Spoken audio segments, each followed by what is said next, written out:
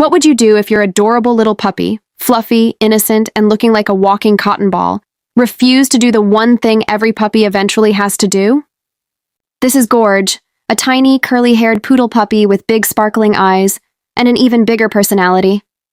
And this is the story of how his stubborn little journey shocked even the vet. When we first brought Gorge home, he was perfect. Playful, smart, elegant, almost too elegant. He pranced instead of walked. He posed instead of sat. And when it came time for potty training, he simply refused. Day 1, nothing. Day 2, still nothing. Day 3, we started to worry. We tried everything. Morning walks, evening walks. The good boy voice, the serious voice.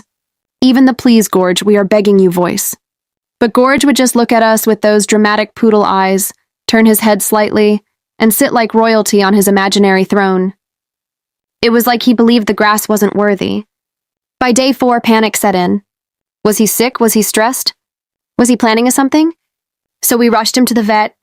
The vet examined him carefully, listened to his heartbeat, checked his belly. Then suddenly, Gorge stood up, walked in a tiny circle, looked directly at the vet, and finally,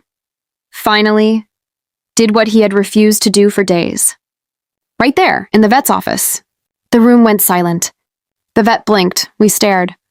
And Gorge? He looked proud, victorious, like he had just completed a master plan. The vet laughed and said, "He's perfectly healthy, just very stubborn." From that day on, we learned something important.